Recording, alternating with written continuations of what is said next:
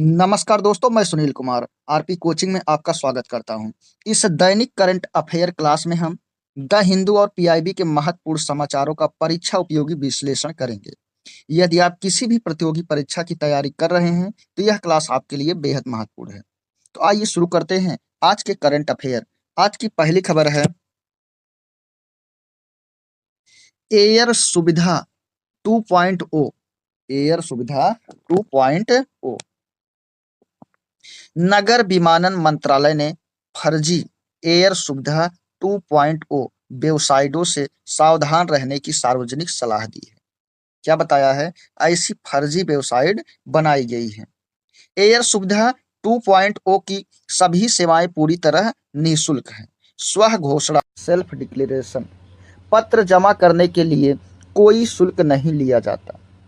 Air सुविधा 2.0 का एकमात्र आधिकारिक पोर्टल है जो यहाँ पर दिया गया है। यात्रियों को सलाह दी गई है कि वेबसाइट का यूआरएल ध्यान से जांचें, मतलब ध्यान से देखें, समझें।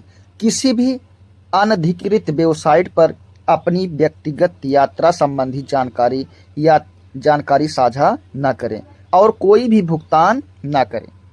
मंत्रालय ने यात्रियों से केवल आधिकारिक सरकारी पोर्टल और सरकारी सूचनाओं पर ही भरोसा करने का आग्रह किया ताकि ऑनलाइन धोखाधड़ी से क्या हो सके, बचा जा सके। आज की अगली खबर है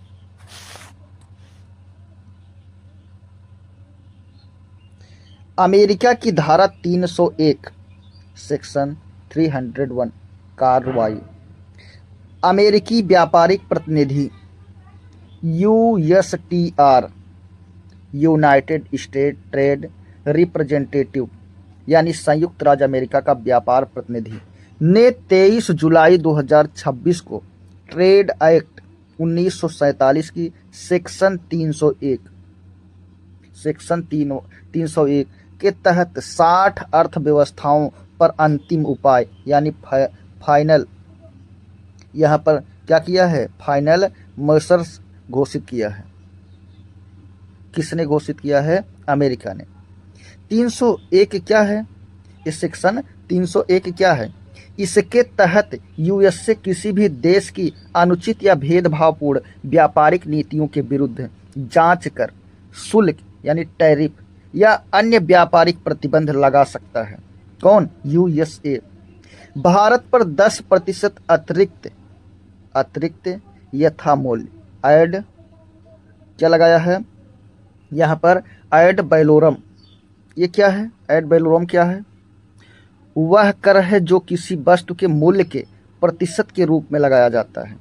मतलब किसी वस्तु का मूल्य 1000 है तो मान लीजिए 10% लगा तो कितना हो जाएगा? ये एड वैलोरम, ये जो है कितना हो जाएगा? 100 रुपया ये शुल्क हो जाएगा, जो पहले प्रस्तावित 12.5 यानी 12.5% से कम है।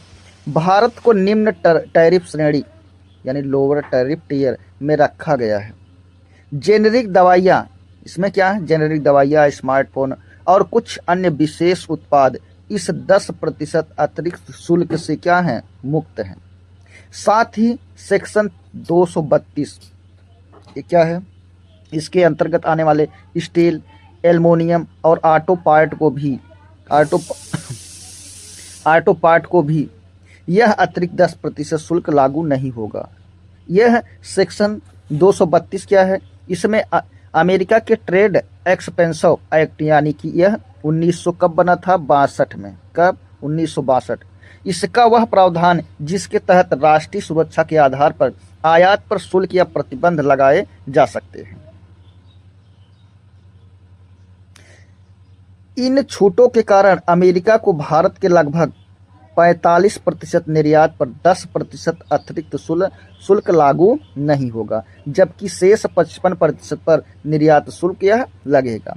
भारत और अमेरिका द्विपक्षीय व्यापार समझौते यानी कि बीटीए बायलैटरल ट्रेड एग्रीमेंट यानी कि द्विपक्षीय व्यापार समझौता को शीघ्र अंतिम रूप देने के लिए वार्ता जारी रखे हुए हैं तथा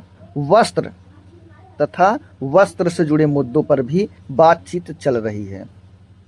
आज की अगली खबर है, कैच द रेन अभियान नंदीयाल Andhra Pradesh. Catch the rain अभियान 4 जुलाई से 4 अगस्त 2026 तक आंध्र प्रदेश के नंदयाल जिले में, यह इसकी थीम है, जहां बारिश गिरे वहीं उसे संचित करें। यह क्या है, थीम है, जहां बारिश की बूंद गिरे, यानी जहां बारिश गिरे उसको वहीं पर क्या करें, सुरक्षित करें। इसके साथ यह चलाया गया। अभियान के तहत 489 ग्राम पंचायतों में वैज्ञानिक सर्वेक्षण के आधार पर 2103 जल संरक्षण कार्यों की पहचान कर सभी कार्य शुरू किए गए हैं। 2691 किलोमीटर क्या है, किमी या किलोमीटर सहायक एवं आपूर्ति नहरों की गाद निकासी की गई तथा 251 लघु सिंचाई टैंकों का जीर्णोद्धार मतलब फिर से उसका पुनर्निर्माण किया जा रहा है, जिनमें से 225 कार्य पूरे हो चुके हैं। इसमें से क्या हो चुका है, 225 काम पूरा हो चुका है। जिले में 22,221 खेत तालाब, 2,221 चेक डैम और 202 परकोलेशन टैंक को सुदृढ़ किया गया, जिससे वर्षा जल संचयन और भूजल पुनर्भरण को बढ़ावा मिल सके। इन कार्यों से लगभग 3.27 टीएमसी इसका मतलब टीएमसी मतलब 1000 बिलियन क्यूबिक फीट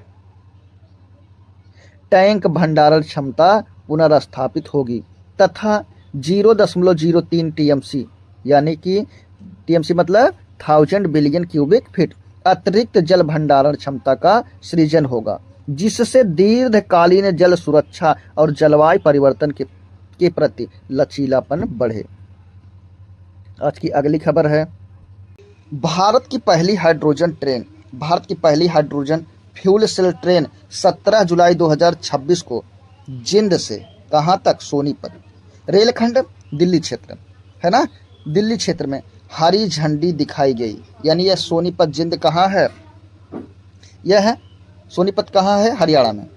इसने अब तक कितना 1200 किलोमीटर से अधिक की सफल यात्रा की तथा 3200 लीटर से ज़्यादा डीजल की बचत की, मतलब इसके चलने से इतना लीटर डीजल बच गया, इतना किलोमीटर चली है, 1200 से ज़्यादा किलोमीटर ये चली है और जिसमें से 3200 से ज़्यादा लीटर का ये इसने क्या किया है, पेट्रोल डीजल बचाया है।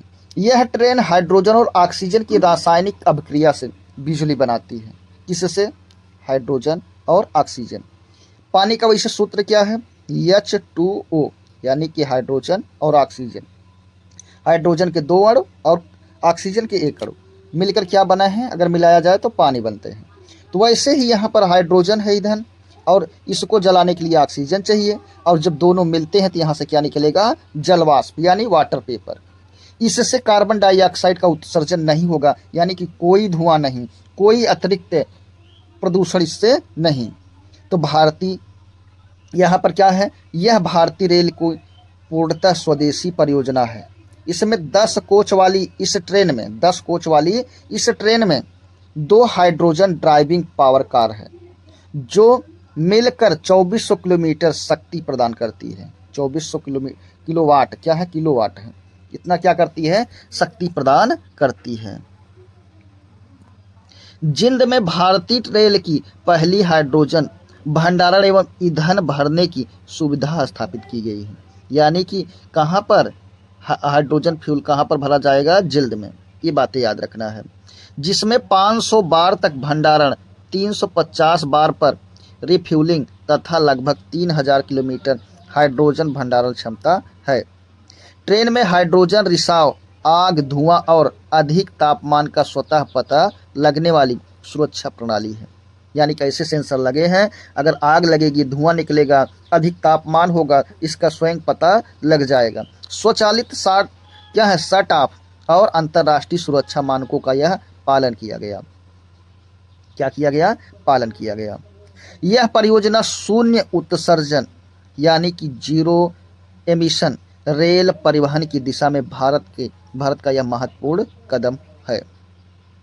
आज की अगली खबर है, स्टार्टअप विलेज इंटरप्रेन्योरशिप प्रोग्राम यानी कि SBEP, startup village entrepreneur program की शुरुआत इसकी 2026 में दीनदयाल अंत्योदय योजना ग्रामीण आजीविका मिशन यानी कि DAYNRLM के अंतर्गत की गई। इसका उद्देश्य ग्रामीण क्षेत्रों में गैर कृषि उद्योगों को बढ़ावा देना। किसको बढ़ावा देना? गांव में किसको बढ़ावा देना? गैर कृषि उद्योग को। जैसे कि हमें पता है, अगर गांव में जो लोग रहते हैं किस पर? प्राथमिक क्रिया पर निर्भर होते हैं। अब प्राथमिक क्रिया पर निर्भर हैं यानी कि वहाँ के क्रियाकलाप क्या है? प्राथमिक क्रिया पर निर्भर हैं, इसलिए ग्रामीण है। अगर जहाँ पर द्वितीयक क्रियाकलाप पर निर्भर हो जाते हैं तो क्या हो जाता है? शहर। तो इस समय सरकार क्या कर रही है? गांव को भी यहाँ पर क्या बना रही है कि वो भी कृषि के अलावा उद्योगों को बढ़ावा दें, छोटे उद्योगों को ऐसा प्रशिक्षण दे रही है। प्रशिक्षण वित्त, मेंटरिंग और बैंक लिंकेज के माध्यम से स्वरोजगार को प्रोत्साहन करना है। 30 जून 2026 तक इस योजना के तहत लगभग 4.32 लाख से अधिक ग्रामीण उद्यमों की सहायता दी गई है। योजना के लगभग 86% लाभार्थी, कितना? 86% लाभार्थी SC ST OBC और अल्पसंख्यक समुदायों से हैं तथा कम से कम 60% लाभार्थी महिलाएं होती हैं। इसमें से कितना प्रतिशत? 60%। QCI, किसकी बात हो रही है? QCI मतलब, इसका मतलब QCI का मतलब क्या है? क्वालिटी काउंसिल ऑफ इंडिया यानी भारतीय गुणवत्ता परिषद के मूल्यांकन के अनुसार 99% उद्यम लाभ में रहे। औसत मासिक आय लगभग 39,000 रही तथा 75% उद्यम महिलाओं के स्वामित्व का प्रबंधन में है, यानी स्वामित्व या प्रबंधन में है। मालिक कौन है? महिलाएं हैं। कितना प्रतिशत? 75%। ये बातें याद रखना। दोस्तों, ये क्लास यहीं पर समाप्त होती है। RP कोचिंग के साथ मैं सुनील कुमार। धन्यवाद।